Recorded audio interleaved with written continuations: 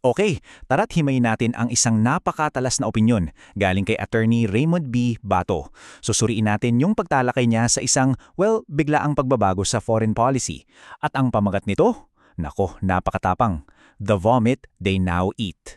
So para maintindihan natin yung buong argumento, magsimula muna tayo dito sa pinakapundasyon. Para sa kanya, may isang katotohanan na hindi mo matatakasan lalo na sa panahon ng krisis na ang foreign relations, yan ay mahalaga. At itong prinsipyong to, ito yung gagabay sa buong analysis niya. Dito sa unang bahagi, inilatag niya yung premise.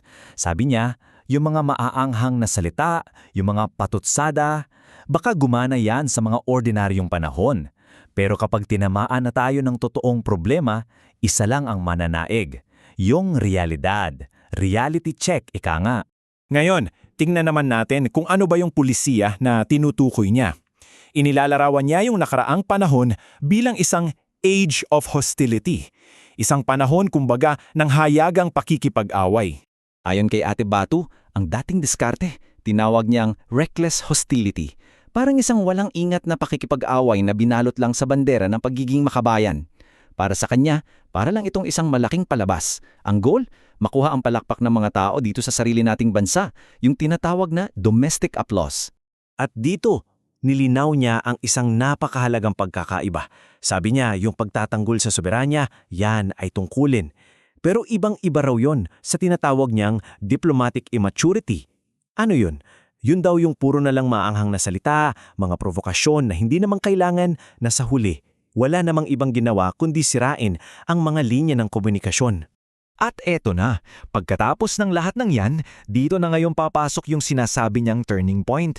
Ito yung sandali kung kailan napilitang magbago ng direksyon dahil may mga problemang hindi na pwedeng palampasin. Yung moment na, sabi nga, reality bites back.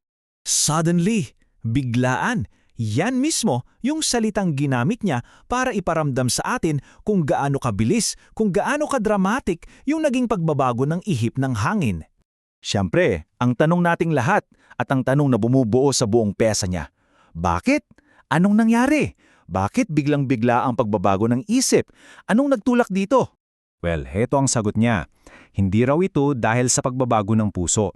Ito raw ay dahil sa mga totoong problema na mabigat at masakit. Yung nanganganib na supply natin ng langis, yung walang tigil na pagtaas ng presyo at yung seguridad ng buong bansa pagdating sa enerhiya. Mga issue na ramdam ng bawat isa sa atin. Kaya ito ang naging buod ng punto niya. Kasi sa huli, hindi mo naman talaga mapapatakbo ang isang bansa sa puro empty slogans lang, sa pangungutya o sa pasyo na pakikipag-away. May hangganan ang retorika. At dahil sa mga problemang yan, anong nangyari? Napilitan daw ang administrasyon na gumawa ng mga bagong hakbang, isang forced correction, kung tawagin ng may akda, isang sapilitang pagtatama. Ayon kay Ate Batuke, yung mga bagay na dati nilang kinukutiya, yun ang napipilitan silang gawin ngayon. Ang makipag-uusap, mag-reset ng relasyon, ayusin yung mga nasira at bawiin yung mga nasabi na. Parang sapilitang pagtutuwid ng landas, di ba? At dito na tayo papunta sa pinakamabigat na bahagi ng kritik niya. Yung kanyang huling hatol at yung napakatinding metaphor na ginamit niya para ilarawan ng lahat.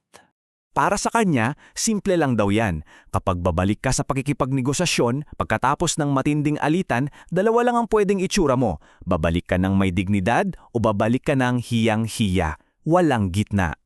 At para sa kanya, malino kung alin sa dalawa ang nangyari. Ang hatol niya, diretsahan at walang paligoy-ligoy. Ang pagbabalik na ito ay isang pagbabalik na puno ng embarrassment, puno ng kahihiyan. Dito na ngayon pumapasok yung pamagat mismo ng sinulat niya. At ito yung pinaka-punchline niya. Sabi niya, ang nangyayari ngayon ay parang paglasap sa sarili nilang suka. Cane suka indeed. Grabe, no? Isang napakatapang at napakalinaw na paglalarawan sa buong sitwasyon. So, iniiwan tayo nitong pagsusuri na may isang malaking tanong na dapat nating pag-isipan.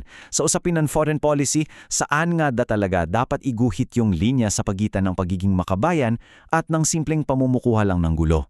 Isang bagay na sulit pag nilayan.